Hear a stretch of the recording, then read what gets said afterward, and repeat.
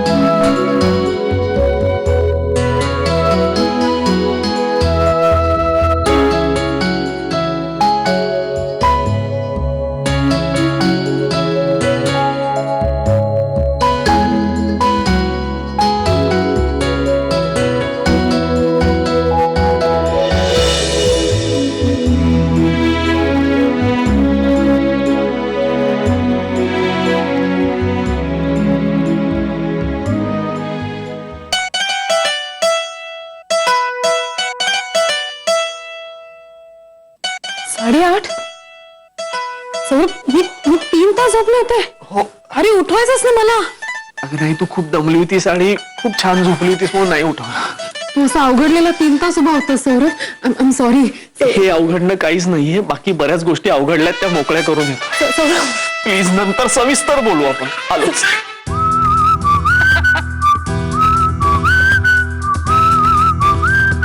किती गोड आहेस रे सौरभ. इतकं प्रेम करतोस माझ्यावर. कसे काढणार मी दिवस तुझ्याशिवाय. 3 वर्षासारखे वाटतील मला 3 महिने.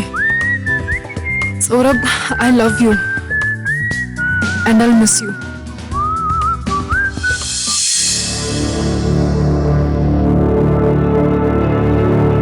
राधा,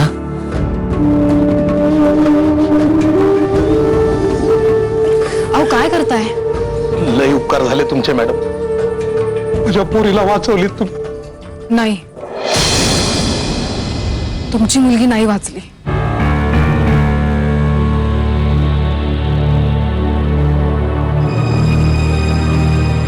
काय? हो, ती फक्त शरीराने वाचली. आता तिचं मन वाचवणं हे तुमच्या हातात आहे.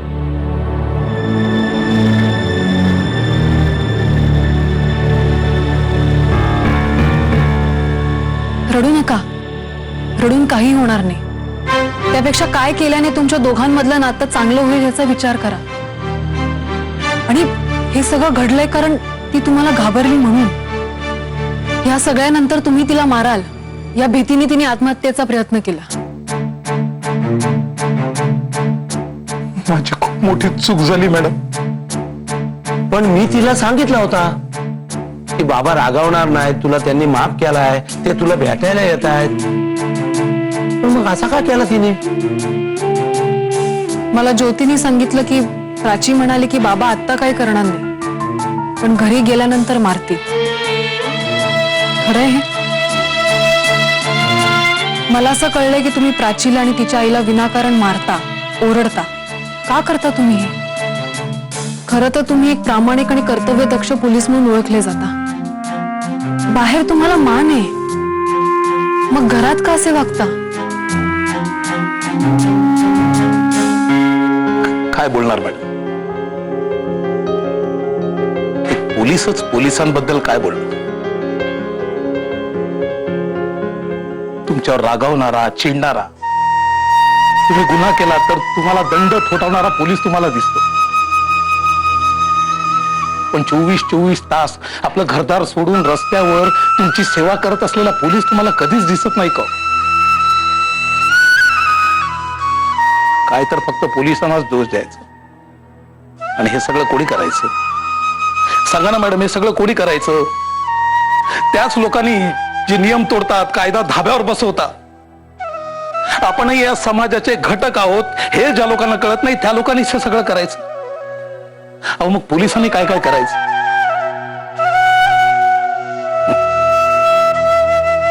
रात्रंदिवस आपली ड्युटी करणारा, प्रामाणिकपणे राबणारा पोलीस तो जेव्हा आपल्या घरी जातो ना,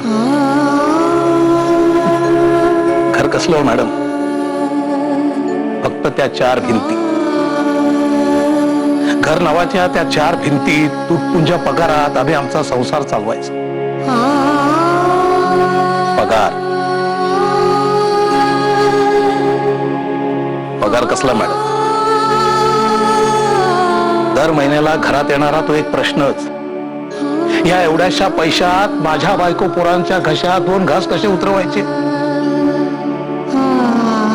खूप संताप येतो मॅडम, खूप संताप येतो जेव्हा हे पैसेवाले लोक आपल्या ताटात अन्न नासाडी करत असतात, वाटेल तसा पैसा उधळत असतात, आणि आमच्या कुटुंबाच्या तोंडात काय? फक्त सुखा घास. सांगा ना मॅडम, काय करायचं आम्ही? आम्ही फक्त आमची नोकरी करत राहायचं. केली मॅडम, इतकी वर्ष नोकरी केली, प्रामाणिकपणे केली. कोणाचा एक पैसा खाल्ला नाही की कोणाकडनं एक पैशाचा उधार घेतलं नाही. पण उपयोग काय मॅडम? प्रश्न आहे तो काळजीचा, चिंतेचाच. आम्हाला आमची चिंता, आमच्या कुटुंबाची चिंता, आम्हाला वरिष्ठांची चिंता, आम्हाला समाजाची चिंता. मग सांगा ना, या पोलिसाची चिंता कोणी करायची मॅडम? पोलिसांना कोणीच वाली नसतो मॅडम. आमचं कुटुंब, आमचा समाज, हा सगळा समाज आमचं कुटुंब, हे सगळं आम्ही यांच्यासाठी करायचं. मग आमचं काय मॅडम? आमचा विचार कोणीच नाही का करायचा? या सगळ्या धावपळीत, या सगळ्या ओढाताणीत कुठेतरी घरची माणसं थोडीशी दुखावली गेली असतील मॅडम. पण हात जोडून विनंती करतो, तसा काही उद्देश किंवा हेतू नव्हता मॅडम माझा. पण वागेन, यापुढे चांगला वागेन मॅडम. स्वतःच्या बायकोसाठी वागेन, स्वतःच्या मुलीसाठी वागेन. त्यांच्यासाठी मला प्रामाणिकपणे जे जे करता येईल ना ते मी करेन मॅडम. पण आता स्वतःला बदलण्याचा प्रयत्न करेन. मी शब्द देतो मॅडम. मी हे सगळं समजू शकते, पण प्राचीनी आणि तुमच्या बायकोनी हे सगळं का सहन करायचं? त्यांची काय चूक आहे? तुमच्या कामावरचा स्ट्रेस त्यांच्यावर का लादला जातो? आजच्या घडीला स्ट्रेस, प्रॉब्लेम्स कोणाला नाही आहेत? माझंच बघा ना, मला हॉस्पिटलमध्ये खूप स्ट्रेस असतो, खूप प्रॉब्लेम्स असतात, पण मी ते घरी घेऊन जात नाही. हॉस्पिटल आणि घर मी एकत्र नाही करत. तसं तुमची ड्युटी संपली की विषय संपला. घरी आल्यानंतर त्यांना काय हवं नकोय ते विचारा, त्यांचे प्रॉब्लेम समजून घ्या. त्यात तुमची मुलगी टीनेजर आहे, जग बदललंय. तुम्हाला जे एक्सपोजर मिळालं नाहीये ते तुमच्या मुलीला आता मिळतंय. म्हणून त्यांना असं वाटतं की आपल्याला सगळं कळतंय, आपण मॅच्युअर झालोय, क्विक मनी दिसतो त्यांना. त्यामुळे आयुष्याबद्दल भलतीच स्वप्न तयार होतात. सगळं सोपं वाटायला लागतं, सिनेमातलं सारखं प्रेम करावं असं वाटतं. प्रत्यक्षात आयुष्य जगताना चांगलं शिक्षण, चांगली वागणूक, आत्मविश्वास आणि कष्ट हेच उपयोगी पडतात, हे कधी कधी त्यांच्या ध्यानात नाहीये. आणि अशा वेळेसच पालकांची खरी गरज असते. त्यांना आपले आई बाबा आपल्या पाठीशी आहेत हे जाणवलं पाहिजे. आणि चांगलं का वागायचं, वाईटाचे परिणाम काय हे त्यांच्या सोबत राहून त्यांना समजवायला पाहिजे. त्यामुळे आता प्राचीला सावरणं हे कम्प्लिटली तुमच्या हातात आहे.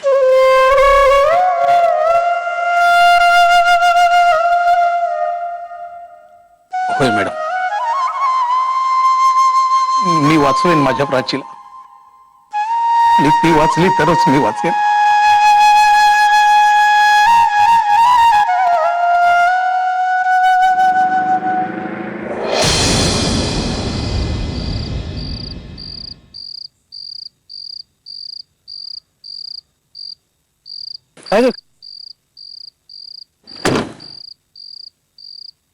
मला काही क्षण तुझ्या बरोबर एकांतात घालवायचे.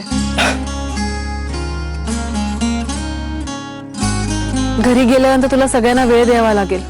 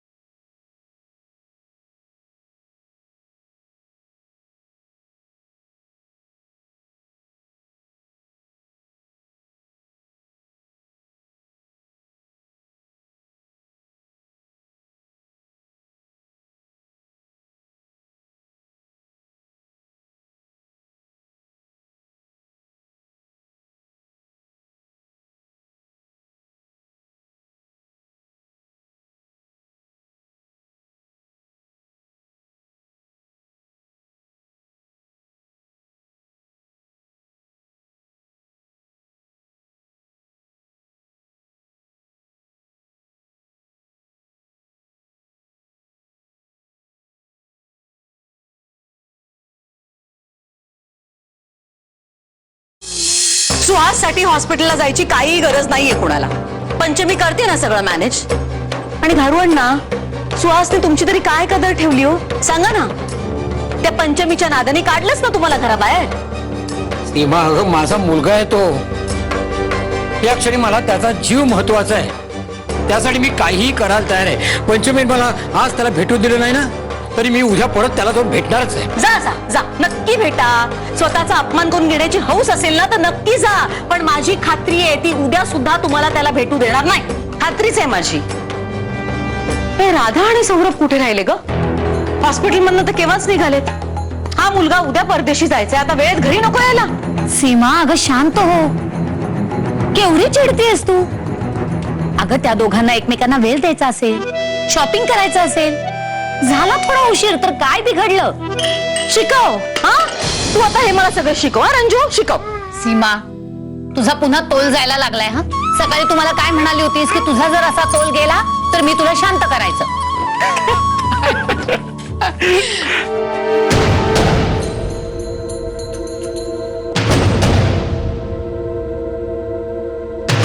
काय झालं?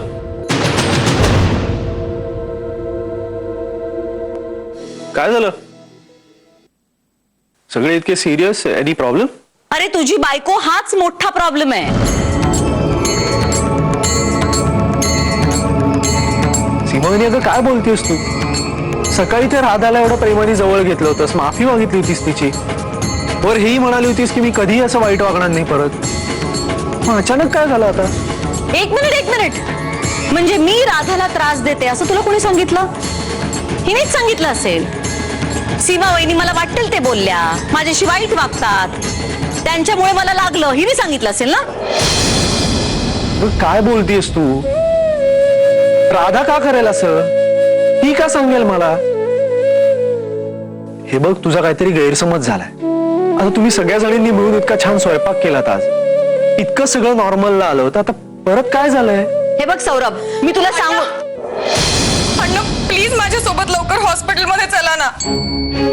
काय झालं? सुहासला रक्ताची खूप गरज आहे. प्लीज चला ना चल माझ्यासोबत. चल. धारवण्णा, काही जायची गरज नाहीये. आणि काय ग, तुझे आई वडील आले असतील ना, त्यांना सांग ना अरेंजमेंट करायला. यांना हॉस्पिटल मधनं हाकललंस ना, मग आता इथे का आलीयस? सीमा वहिनी, तू जरा शांत हो.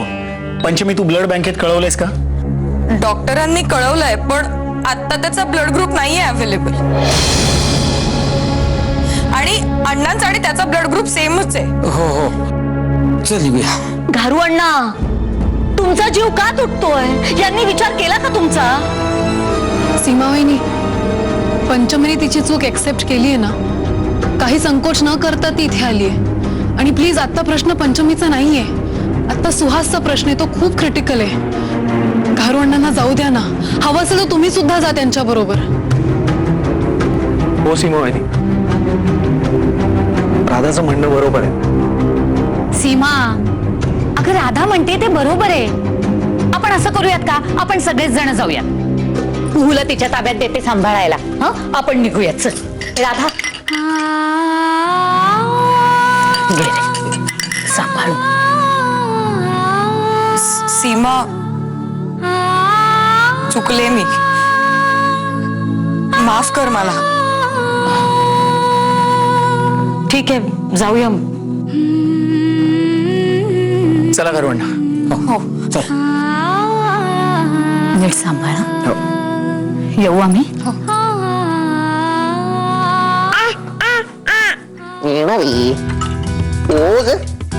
काही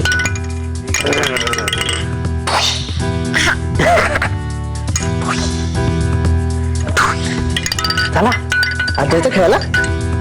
चला खेळायचं आता.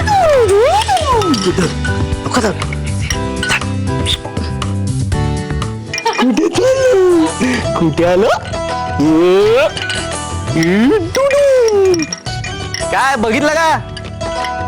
इझिली हँडल करतो, अशी 3-4 सहज हँडल करू शकतो मी. एक मिनिट, तिला हँडल केलं ना तरी खूप आहे.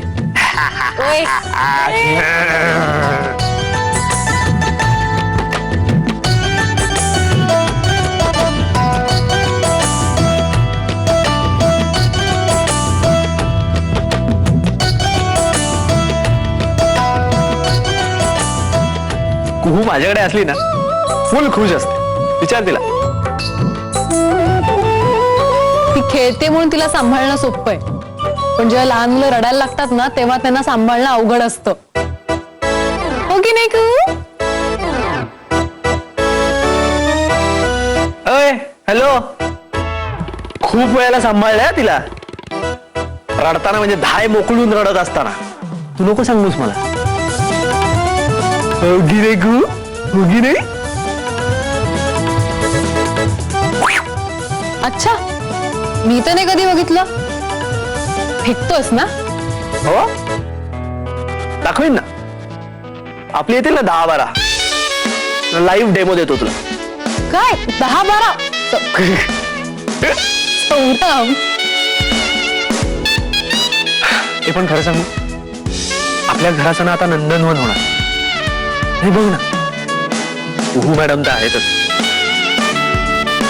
तर गार्गीचं बाळ येणार आणि आपली 10-12 नाही पण 3-4 तर असतीलच ना. सौरभ, एकदम ना लहान मुलं असली ना घरात की घराचं वातावरण कसं बदलून जात. आनंद, सुख एकदम. हो राधा, आजची रात्र ना मला तुझ्या बरोबर खूप गप्पा मारायच्या. जागशील ना माझ्यासाठी? अरे हे काय बोलणं झालं. मला एकही क्षण तुझ्याशिवाय घालवायचा नाहीये.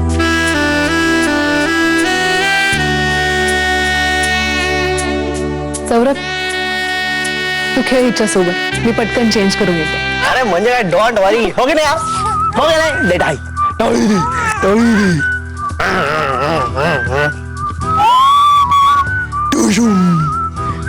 हा कोण आहे? कोण आहे? आता काय म्हणू तुला की माझे बघ कसे कसे